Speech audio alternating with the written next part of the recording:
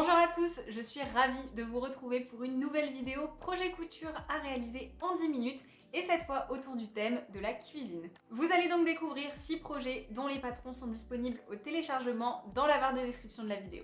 Alors sur ces 6 projets, il y en a peut-être 2 qui vont vous prendre un peu plus que 10 minutes, mais je tenais quand même à les inclure parce que c'est des projets déjà très sympas à réaliser.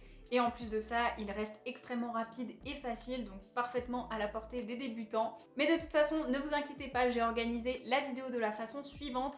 Les projets les plus faciles et les plus rapides seront au début et on avance progressivement jusqu'au projet le plus difficile à la fin. Je vous laisse tout de suite découvrir les 6 projets couture.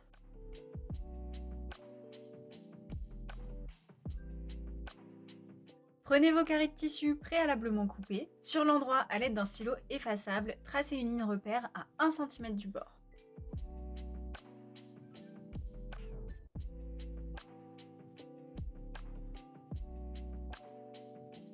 Pliez sur cette ligne en rabattant le bord sur l'envers du tissu.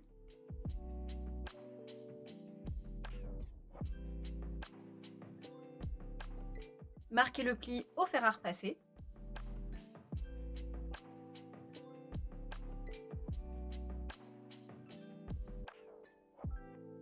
Repliez une seconde fois le bord d'1 cm sur l'envers.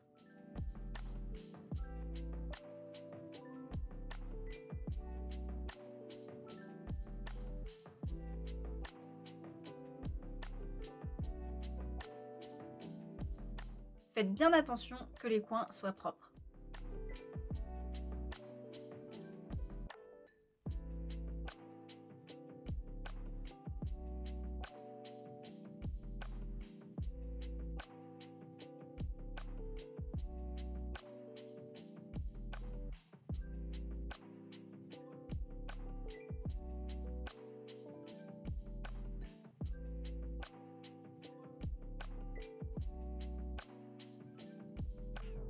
Piquez sur l'endroit à 7 mm des bords pliés.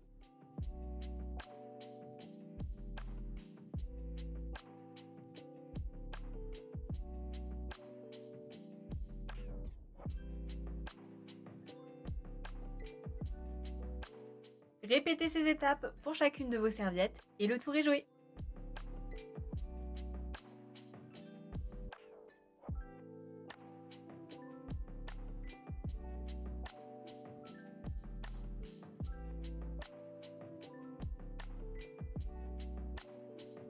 Surfilez les bords longs du set de table et un bord long sur chaque bande.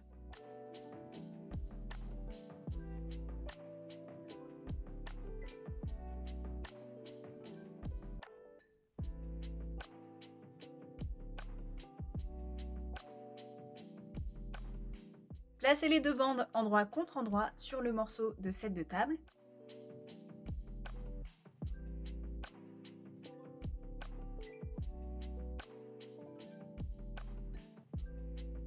Épinglez puis piquez à 1 cm du bord.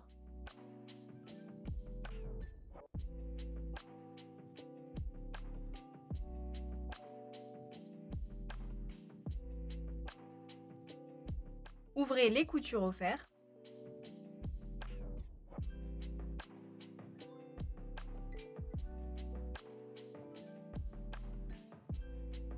Cette étape est optionnelle, mais si vous souhaitez apporter une finition supplémentaire à votre set de table, surpiquez à 2 mm de part et d'autre des coutures que nous venons de réaliser.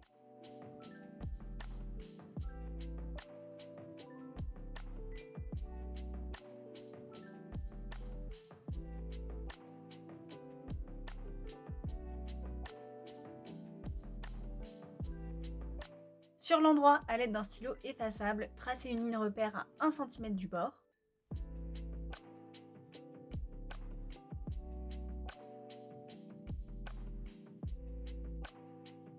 Pliez sur cette ligne en rabattant le bord sur l'envers du tissu.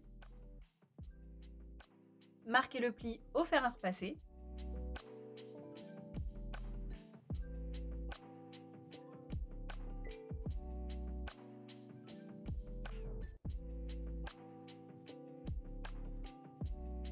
Repliez une seconde fois le bord d'1 cm sur l'envers.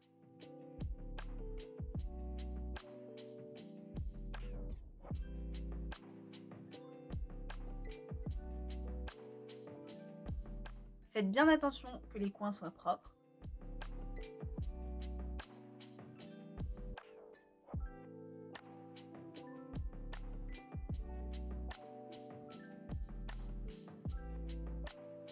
Piquez sur l'endroit à 7 mm des bords pliés.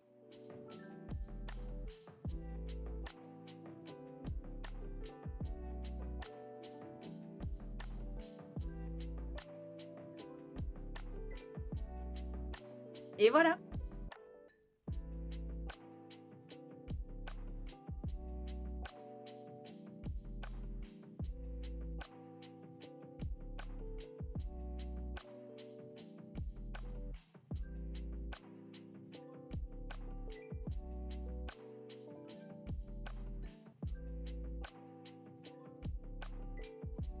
Nous allons commencer par préparer les poches. Si vos tissus s'effilochent beaucoup, vous pouvez préalablement surjeter le tour des poches. Prenez les deux morceaux de poche et posez-les l'envers face à vous. Pliez le haut des poches sur l'envers au niveau des crans. Repassez pour fixer le pli. Surpiquez à 3 cm du bord plié. Vous pouvez allonger le point de votre machine sur 3.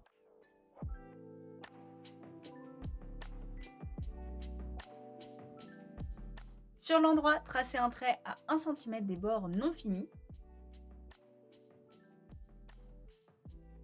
Rentrez ce centimètre sur l'envers et repassez.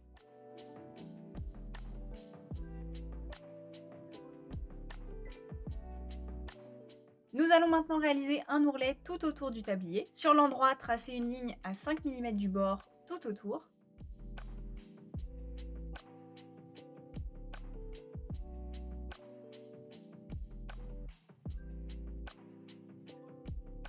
Repliez ces 5 mm sur l'envers et repassez pour fixer le pli.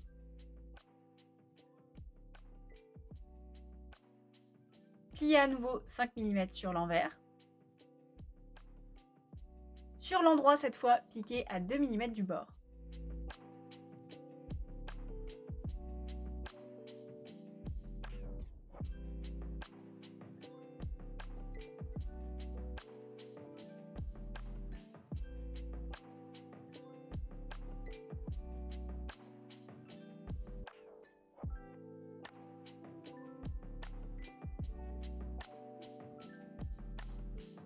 Posez le tablier l'endroit face à vous et positionnez les deux poches comme vous le souhaitez.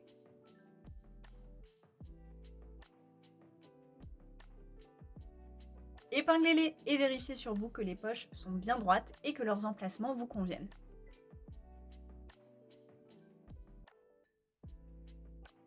Une fois que c'est le cas, surpiquez à 2 mm des bords pliés.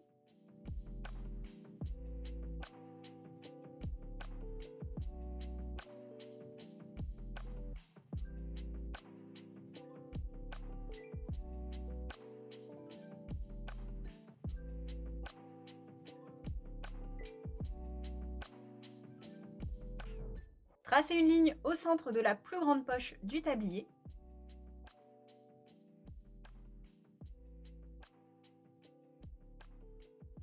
Surpiquez sur cette ligne pour créer la double poche.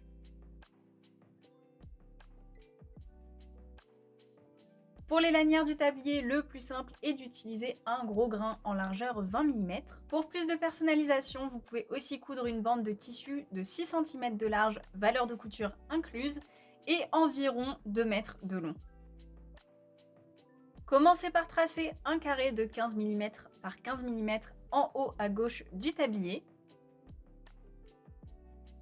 Glissez la lanière sous le carré et épinglez sur votre tracé en vous assurant que la lanière est bien prise dans les épingles. Surpiquez le carré et terminez par une ou deux lignes diagonales qui serviront de renfort pour cette zone et ainsi éviteront que le tablier ne se déchire avec le temps.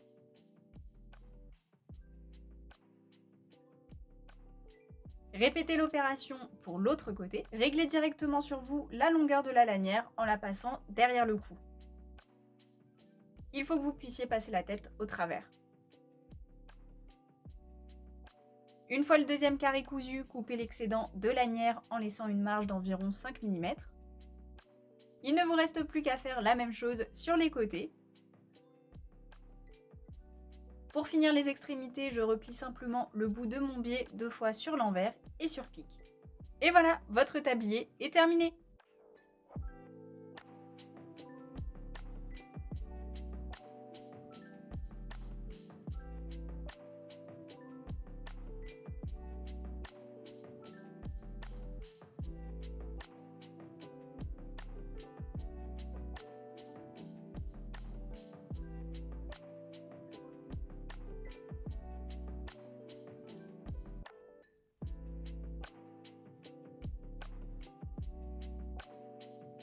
Surjetez les 2 bords longs et un côté court du sac à baguette. Surjetez 2 bords courts et un côté long du morceau de finition du sac.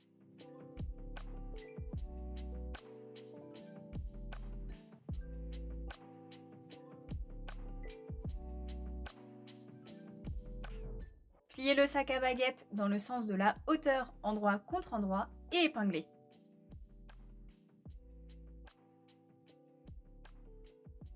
Piquez à 1 cm du bord.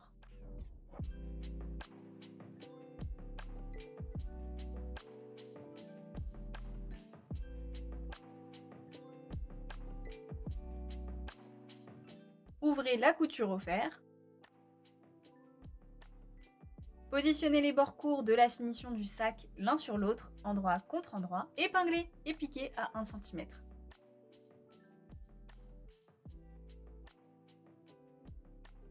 Ouvrez la couture au fer. Prenez le morceau d'anse et tracez un trait sur l'endroit à 1 cm du bord de chaque côté.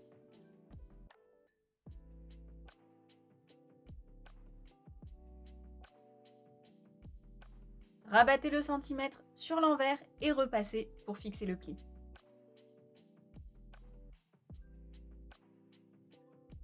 Pliez l'anse en deux dans le sens de la longueur, envers contre envers.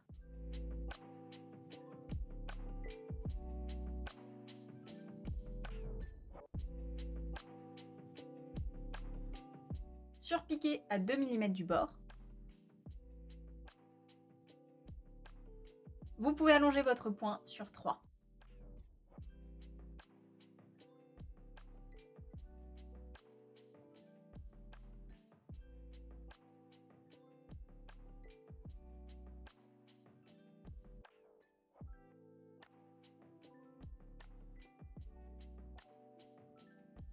Formez le passant en suivant les mêmes étapes que pour l'anse. Posez le corps du sac, l'endroit face à vous,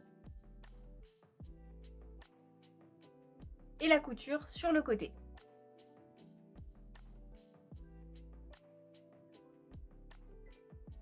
Au niveau de l'ouverture du sac se trouvent 3 crans repères. Épinglez le passant sur les 2 repères extérieurs.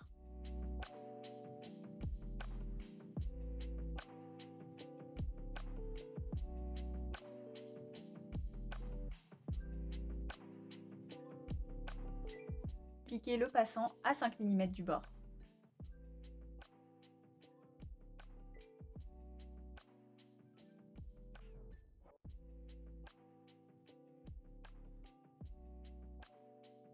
Retournez le sac sur l'envers, glissez l'anse dans le sac et placez une extrémité au niveau du cran repère situé en bas du sac, du côté opposé au passant. Épinglez sur ce cran. Fermez le bas du sac par des épingles et piquez à 1 cm du bord en prenant bien l'anse dans la couture.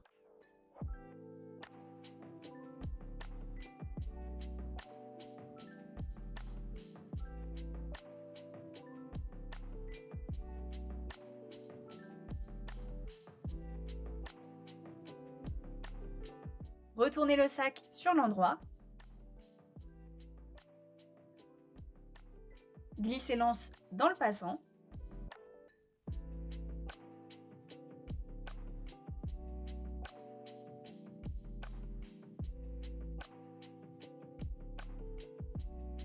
Épinglez l'extrémité de l'anse sur le cran comme montré à l'image.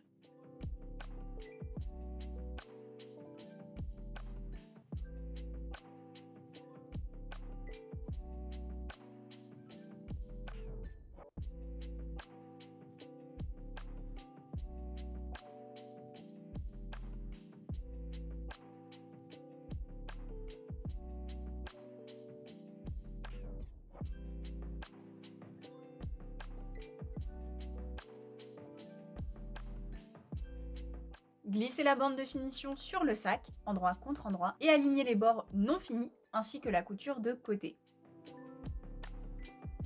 Épinglez.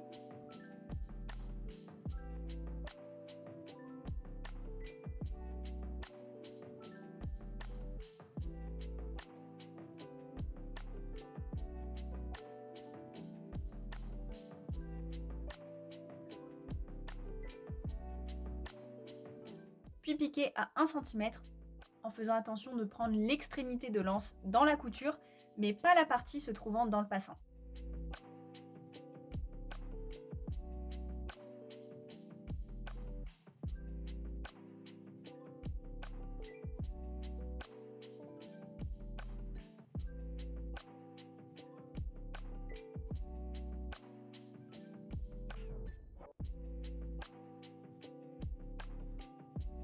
Dégarnissez la valeur de couture de la bande de finition.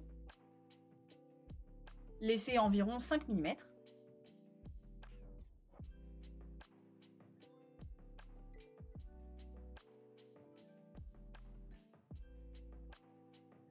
Rabattez la bande de finition à l'intérieur du sac et repassez.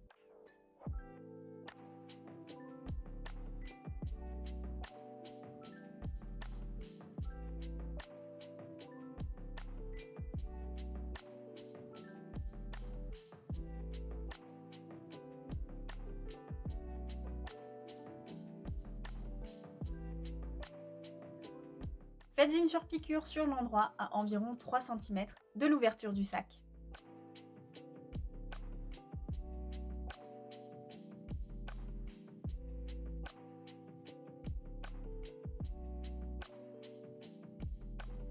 Cette étape est optionnelle, mais vous remarquerez en le portant que le bas du sac a tendance à remonter lorsqu'il est vide. Pour éviter ça, il vous suffit de faire un petit point à la machine sur l'anse, 4 cm au-dessus de la couture de fond de sac.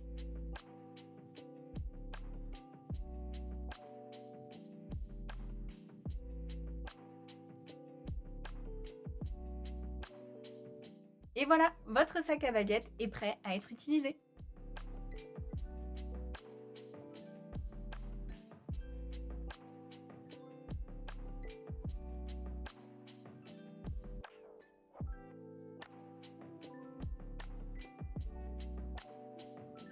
Avant d'enchaîner avec le tutoriel pour réaliser le gant de four, je tenais à faire un petit disclaimer parce que c'est un accessoire qui est quand même pas anodin étant donné qu'on va s'en servir pour se protéger de la chaleur du four. Il va falloir que le gant soit efficace bien évidemment, donc le rembourrage que vous allez mettre à l'intérieur va être hyper important. Vous pouvez utiliser de la ouatine. Personnellement, j'ai préféré opter pour l'entoilage Thermolame de chez Mondial Tissu qui a été spécialement conçu pour isoler de la chaleur justement, donc il est parfait pour réaliser ce type d'accessoire. Néanmoins, je l'ai quand même utilisé en double épaisseur parce que je le trouvais un peu fin. Donc vous pouvez utiliser la même chose que moi ou alors un autre isolant de votre choix. Mais s'il vous plaît, faites un test avant de réaliser votre gant final, histoire de vérifier que votre gant va bien fonctionner. Et si durant ce test, vous sentez que la chaleur passe, eh bien vous saurez qu'il faut soit augmenter l'épaisseur de l'isolant que vous avez choisi, soit carrément le changer pour un plus efficace. Dans tous les cas, je compte sur vous pour être prudent lors de ce test et même une fois le gant final réalisé, surtout ne vous brûlez pas, ne vous blessez pas, c'est pas le but de cette vidéo. Prenez vos 2 morceaux de gants en tissu et en ouatine, laissez la doublure de côté pour le moment. Posez la ouatine contre l'envers de chaque morceau de tissu et épinglez.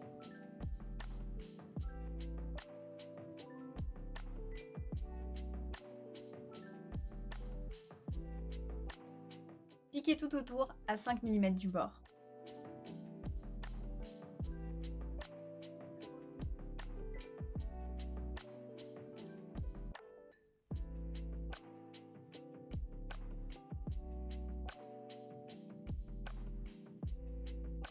Si besoin, recoupez l'excédent de ouatine pour obtenir des bords bien nets.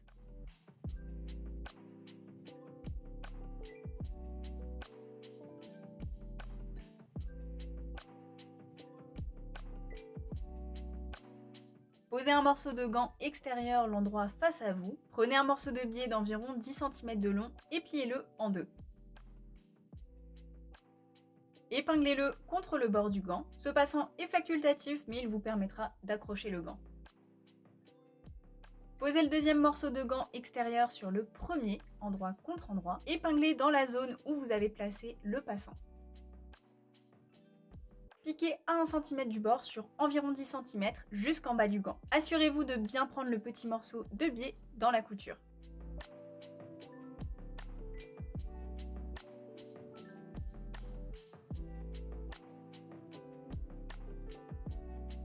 Positionnez les morceaux de doublure endroit contre endroit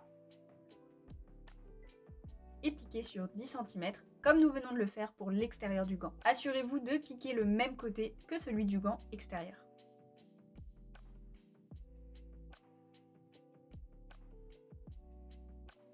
Ouvrez les coutures au fer.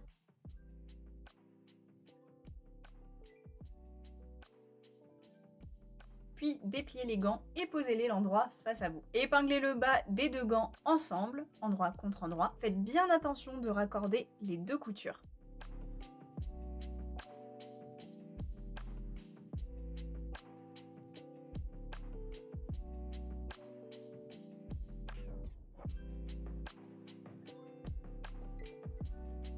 Piquez à 1 cm.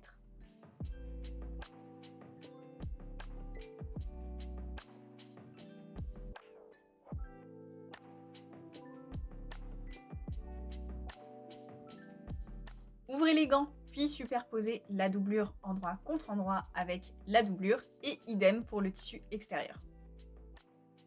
Épinglez toutes les épaisseurs ensemble.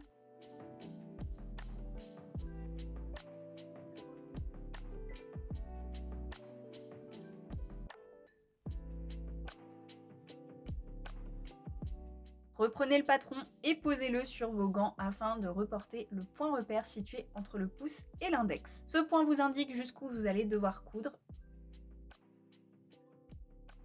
Si vous débutez, n'hésitez pas à faire quelques points supplémentaires pour vous guider au moment de piquer.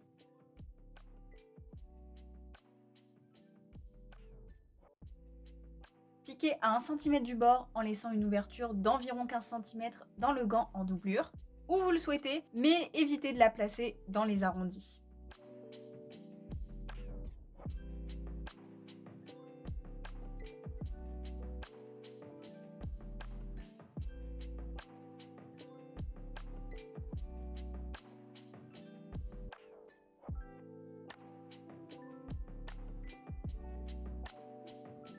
Recoupez les valeurs de couture de 5 mm dans les zones arrondies.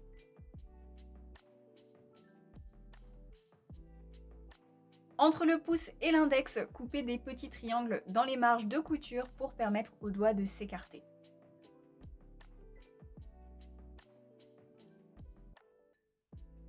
Retournez les gants sur l'endroit.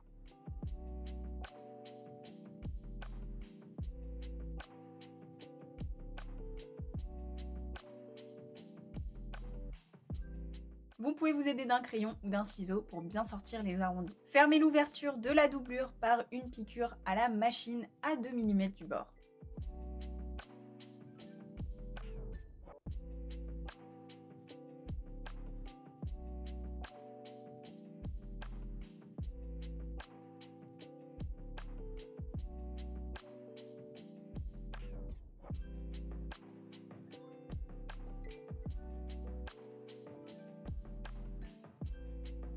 Rentrez la doublure dans le gant extérieur.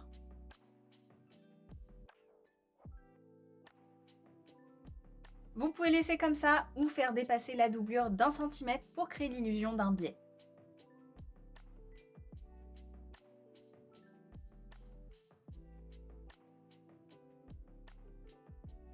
Il vous suffit ensuite de surpiquer dans la couture existante pour maintenir le tout en place.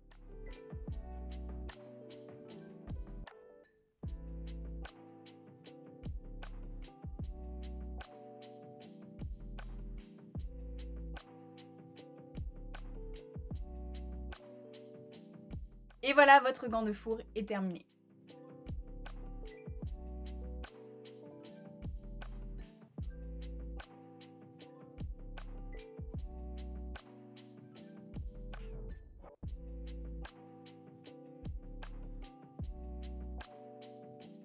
Pour la manique, même disclaimer que pour le gant de four, donc si jamais vous êtes arrivé ici par les chapitres de la vidéo et que vous n'avez pas vu mon petit disclaimer pour le gant de four, eh bien je tiens à vous dire de faire bien attention à vous lorsque vous réalisez cette manique et surtout à l'isolant que vous allez utiliser pour mettre à l'intérieur. Personnellement, j'ai opté pour le Thermolame de chez Mondial Tissu en double épaisseur. Vous pouvez utiliser autre chose, mais dans tous les cas, faites un test histoire de vérifier que ça isole bien de la chaleur. Et si jamais pendant ce test, vous vous rendez compte que la chaleur passe encore au travers, même un tout petit peu, eh bien augmentez l'épaisseur de votre rembourrage ou bien optez carrément pour un autre isolant plus efficace. Mais dans tous les cas, restez prudent, faites attention à vous et surtout, ne vous blessez pas. J'en profite aussi pour vous dire que la manique est le dernier et donc le projet le plus difficile selon moi parmi cette série. En fait, ce que je trouve compliqué, c'est de placer le biais tout autour, étant donné qu'on a quand même beaucoup d'épaisseur et que déjà en temps normal, c'est pas facile de mettre du biais, donc là, ça l'est encore moins. Donc si vous débutez, je vous orienterai quand même plutôt vers le gant de four qui est bien plus facile à réaliser, mais je vous laisse juger par vous-même. Posez un morceau de manique devant et un morceau de manique dos l'envers face à vous. Disposez par-dessus votre ou vos épaisseurs de wetting. Enfin, terminez par les morceaux de manique restants en les posant l'endroit face à vous. Épinglez toutes les épaisseurs ensemble.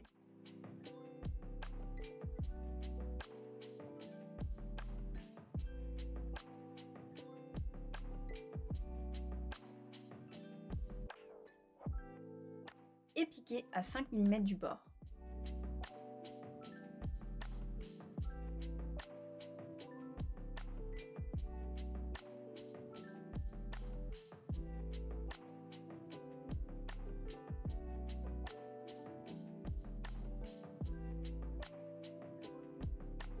Recoupez l'excédent éventuel de watting qui déborderait pour obtenir des bords bien nets et réguliers.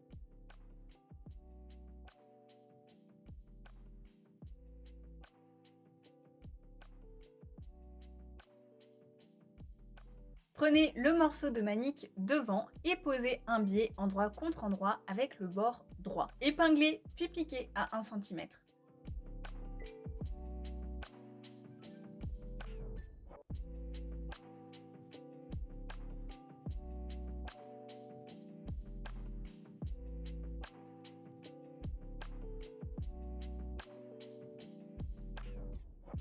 Rabattez le biais sur l'envers de la manique en le plaquant bien. Repliez le bord non fini du biais et positionnez le pli contre la couture que nous venons d'effectuer.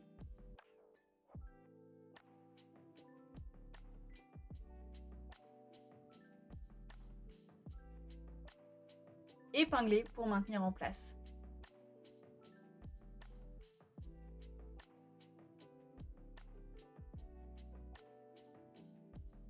Retournez sur l'endroit et piquez sur le biais à 1 mm de la couture.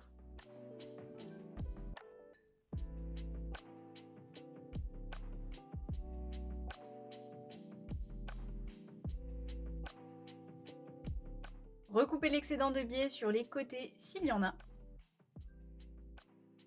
Prenez le morceau du dos de la manique, posez dessus le devant avec la plus jolie face du biais face à vous. Épinglez.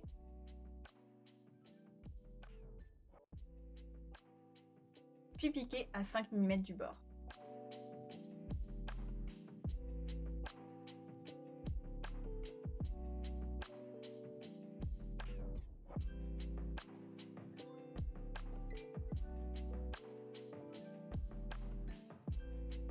Posez le biais exactement comme nous l'avons fait pour le devant, mais cette fois tout autour de la manique en laissant dépasser 10 cm en haut à gauche.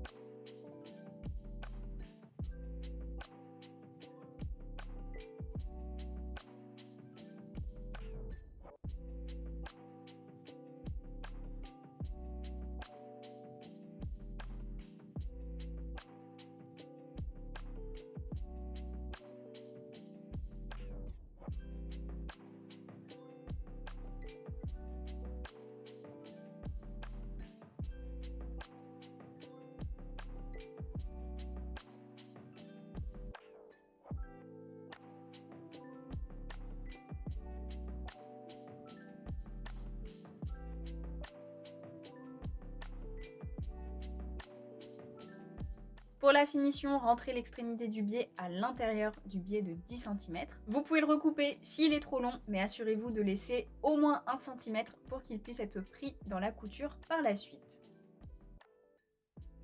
Pliez ensuite les 10 cm de biais restants de façon à obtenir la même largeur que celle du biais cousu et d'emprisonner l'extrémité à l'intérieur. Épinglez.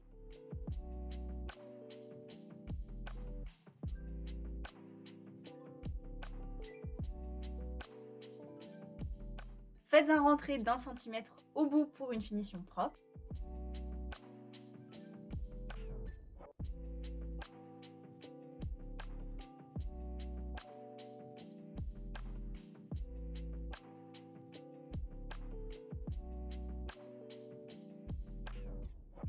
Piquez à 2 mm du bord.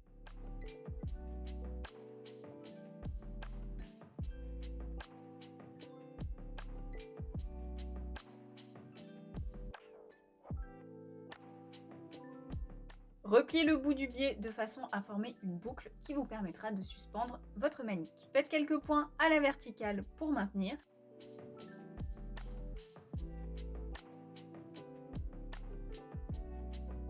Et voilà!